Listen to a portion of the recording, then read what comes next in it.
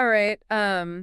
Ready to dive into self-discipline? I think it's something we all kind of struggle with. Yeah. And we're going to be looking at it through the lens of Stoicism, Okay. which, you might not is super relevant today, but I think we'll find out. It really is. Mm-hmm. So we're basing a whole deep dive on a YouTube video called How to Build Self-Discipline the Stoic Way. Okay. And it's from a channel called Einzelgänger. Interesting. Yeah, so, we're all bombarded with these messages about motivation all the time, right? But motivation, as we all know, It's fleeting. yeah, it doesn't really last, does it? So how do you actually stick with something? Right. Right. And the video makes this point right at the beginning. You can get that initial motivation Yeah. to start something. Yep. But then the real challenge is like sticking with it. Absolutely. And that's kind of where the Stoics come in. Yeah. They really emphasize discipline as a virtue. Okay. And for them, discipline wasn't just about like willpower. It was about aligning your actions with your values Mm-hmm. and striving for a life of purpose. And it's about, perseverance and endurance and this idea of high-mindedness, which is kind of a fascinating concept. Yeah, they even like tied self-control into it. Right.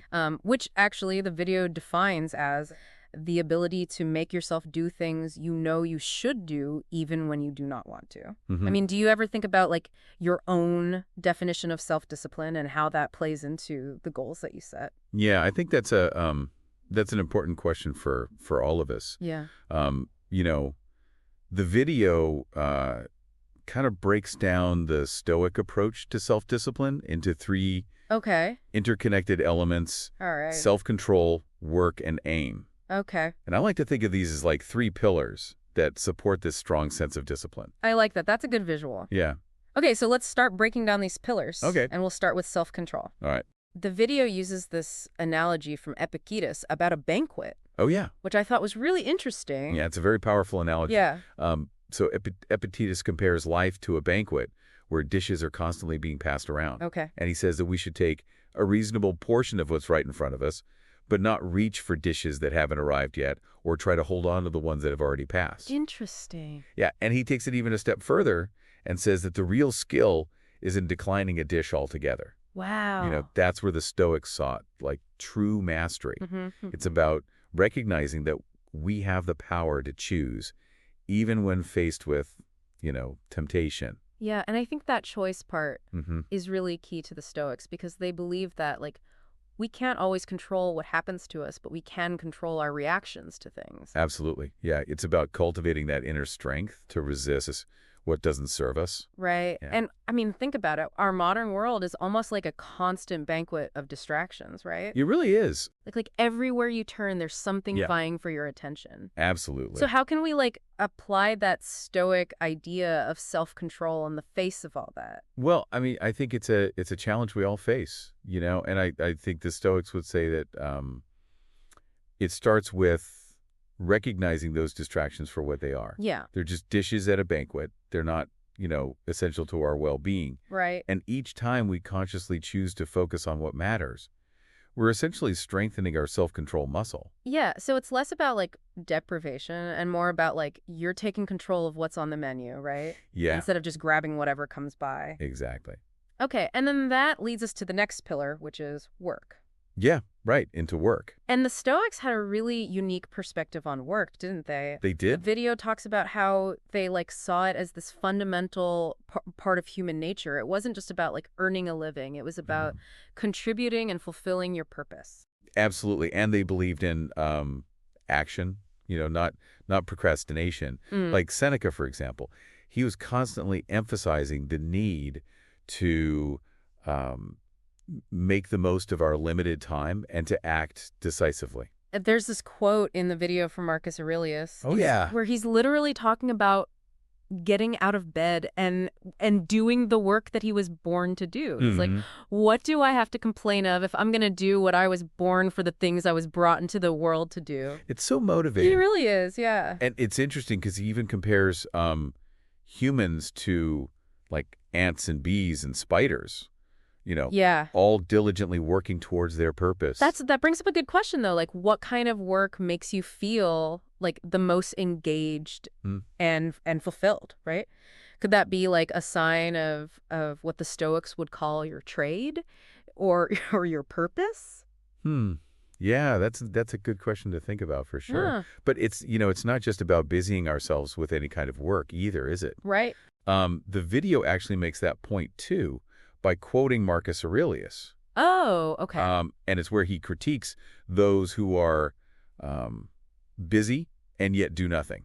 Oh, interesting. They're active, Yeah, but it's aimless activity. right. It's just busy work. Yeah, which brings us to that third pillar. Okay. Yeah. Aim. Yeah. Okay. And it makes you wonder, right? Like, what would Marcus Aurelius think about our world today, Oh, yeah, where it's like always on, constantly. hyper connected? Yeah, Yeah, it seems easier than ever to get caught up in that busy work totally. that doesn't really move us forward. Yeah, and that's where I think having that clear aim becomes super important. Absolutely, yeah. The Stoics, I mean, they saw that as like the compass guiding our actions, Mm. So you don't get lost in in all the craziness of daily life. Yeah. The video even ties this to what they call the modern day paradox of choice, Oh, yeah. where you have like so many options Too many. that it can be paralyzing. It's overwhelming. Right. And so having a clear aim like cuts through all that, Absolutely. gives you direction. It's like, choosing a destination before embarking on a journey, right? Right. If you don't have that destination in mind, Yeah. you just kind of wander aimlessly. You're just going to end up, wherever the wind blows you. Yeah, and never really arrive anywhere. There's another quote from Marcus Aurelius in here, which I Yeah. think is really good. He says, stop drifting, sprint to the finish. Wow, yeah, there's real urgency there. There is, right. It's like he's saying like take ownership Yeah. of your life. Absolutely. And that kind of that ownership, that active choice. It goes back to what we were talking about before with the Stoics idea of freedom. Yes, it does. They believe that even when like things around you are really hard, Yeah, you still have that power to choose how you respond. So Exactly. it's not just like setting an aim. It's about like yeah. embracing that ability to steer your ship through the rough waters. Yeah, for sure. Do you find that like having a clear aim makes a difference in your life Oh, absolutely. in terms of like motivation and discipline? Totally. Yeah. Yeah, I think when you have a goal you're working towards, Yeah. even if it's something small, Mm-hmm. it creates this positive feedback loop, Okay. Like you make progress, Yeah. which, boosts your confidence, Mm-hmm. and then that just like fuels your motivation to keep going. Right. Yeah. So it's easier to like stick with it because you have that sense of purpose behind it. Exactly. But, the Stoics weren't all about Mhm. like just grim determination, No. right? They also talk about like finding joy in the process Absolutely. of striving for things. It's not about pushing ourselves relentlessly, Yeah. It's about aligning our efforts with something that resonates deeply with us. Mm-hmm. Something that makes the work itself meaningful. Yeah. And I think we've all had those moments Yeah. like when it gets hard, Of course. to stay disciplined. And Okay. so when those moments come up, what Mhm. do you do? Like what helps you get through those times? Well, I think it's about acknowledging those feelings, Yeah. but not letting them kind of derail us completely, Right. I find it helpful to remind myself why I, set this particular aim in the first place. Mm-hmm. Like what is it about this goal that truly matters to me? Right. And connecting back to that deeper purpose can really re-energize my commitment. Yeah. Remembering the why. Yeah. Yeah. Okay. I'm also curious, like, what did the Stoics have to say about self-confidence, particularly like as it relates to progress and discipline? Yeah. Well, I think to the Stoics, self-confidence wasn't about arrogance or ego, Okay. but rather about having a realistic understanding of our capabilities. Okay. And they believed that understanding grew through, action and consistent effort. So as you're making progress towards your aims, you're also building that self-confidence. Exactly. Yeah. And it feeds back into itself, right? Yeah. It's like they're working together. Yeah, for sure. And there's another quote in here from Marcus Aurelius Okay. where he says, "Be your own savior," Wow. which I think is such a powerful statement. Yeah. It's just saying like we have the power Yeah. to shape our own destiny Yeah. through our choices and actions. Absolutely. And this goes back to that initial point about motivation, right? Like the Stoics knew that if you're just relying on motivation, Yeah. it's not gonna get you there. It's not enough. It's discipline that's like the bedrock. Yeah, I think it's important to emphasize that, Yeah. cultivating discipline is an ongoing journey. Right. It's not a destination. It's not like you just arrive. No. Yeah. It's a practice. It's this constant refining of our ability to, align our actions with our values. So there are going to be like setbacks and challenges along the way. Oh, yeah. But that's just part of the process. That's part of life. Yeah. Yeah. Yeah. It's not like you reach this perfect state Right. of self-discipline. It's more about like just showing up every day and making the best choices you can. Yeah, and remembering that we don't have to do it alone. Oh. The video focuses on individual discipline.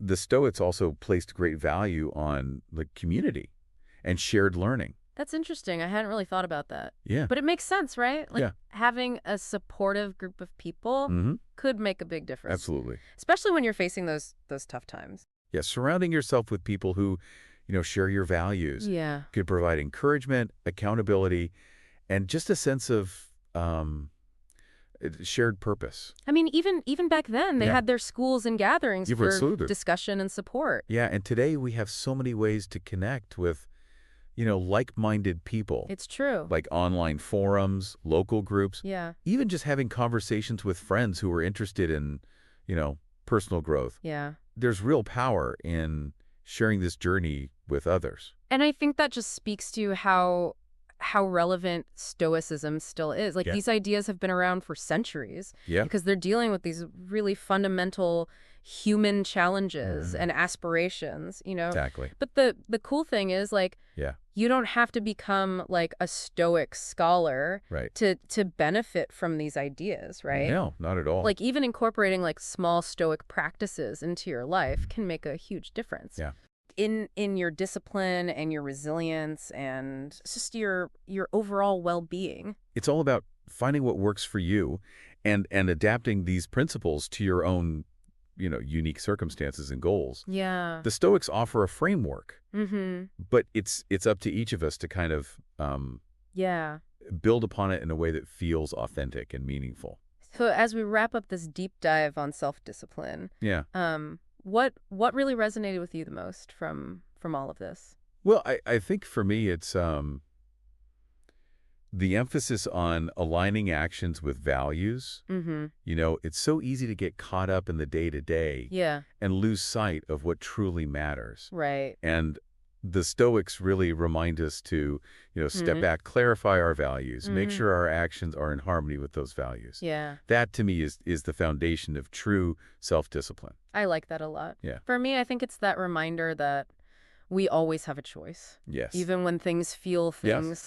really overwhelming and out of our control, we still get to choose how we respond to that. Yeah. And I think that's really powerful. And to kind of bring it back to the beginning, Yeah. like we're always being told, like, you got to be motivated. You got to hustle. Yeah, you got to grind. Yeah. But I think the Stoics had a really different perspective. They did? They offered this path toward a more sustainable kind of discipline that's not based on just like fleeting motivation. Right. It's rooted in purpose. Yeah. And action and this deep understanding of, what it means to live a good life. This has been such a great conversation. Thank you for joining me on this deep dive into Stoic self-discipline. It's been my pleasure. Hopefully this has given our listeners some new things to think about. Yeah. And maybe inspired them to explore these Stoic principles a little bit further. Absolutely. And to leave everyone with something to ponder. Remember, even when you're faced with challenges, you still have control over your mind and your choices. Such a powerful reminder. Yeah, so think about where in your life can you apply that principle to cultivate more self-discipline and create a life that's really aligned with your deepest values. That's the question. Until next time, stay curious, keep learning, and keep striving for excellence.